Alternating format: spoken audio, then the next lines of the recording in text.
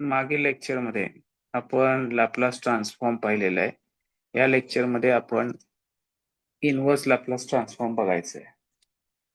हे Laplace ट्रान्सफॉर्मच्या exactly reverse order मध्ये आपण लक्षात ठेवायचं आहे.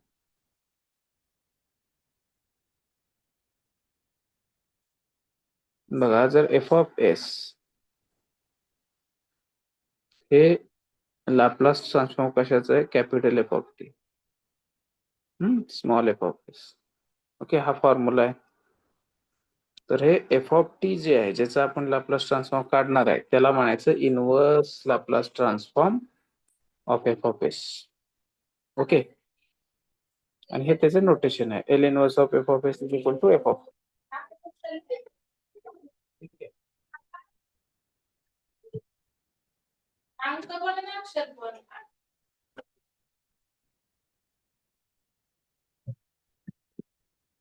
ओके, तो हे तुम्ही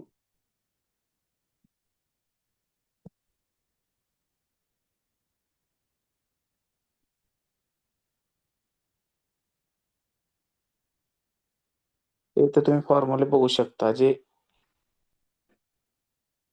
बघा, आता for example E raise to A T चे लॅपलास ट्रान्सफॉर्म काय आहे?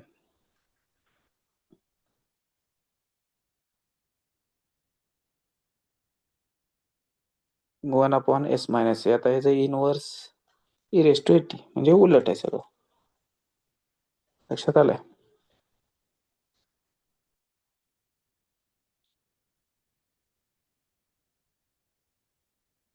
Inverse linear property of inverse Laplace transform हे सिमिलर जे लॅपलास ट्रान्सफॉर्म मध्ये आपण लिनियर प्रॉपर्टी प्रूव्ह केली, सेम तसंच प्रूव्ह करायचंय.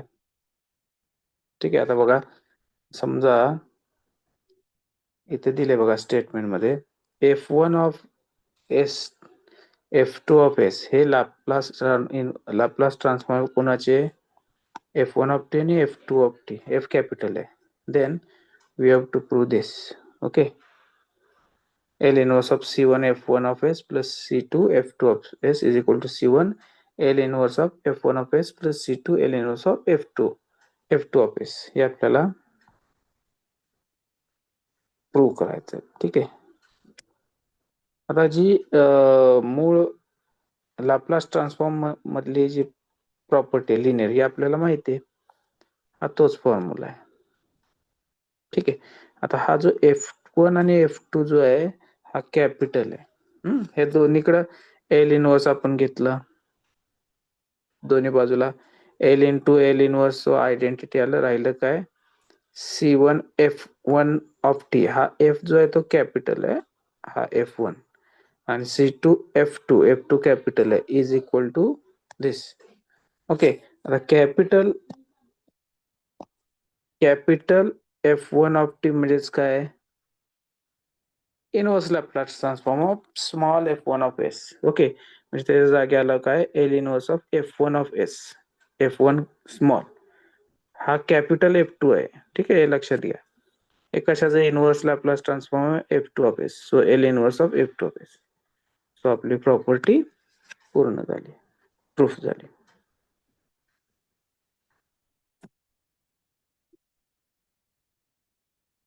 नेक्स्ट प्रॉपर्टी आपली फर्स्ट शिफ्टिंग थेरम किंवा फर्स्ट शिफ्टिंग प्रॉपर्टी किंवा फर्स्ट ट्रान्सलेशन प्रॉपर्टी.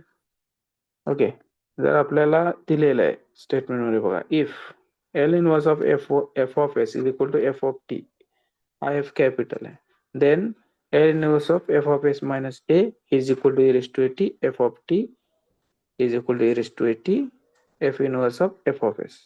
ओके, तसंच सेम एस प्लस ए साठी पण आहे.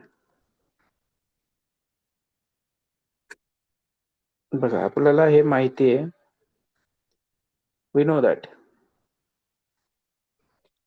Straight forward formula Laplace transform F of T equal to F of S म्हणजे काय? Under integration 0 to infinity E raise to S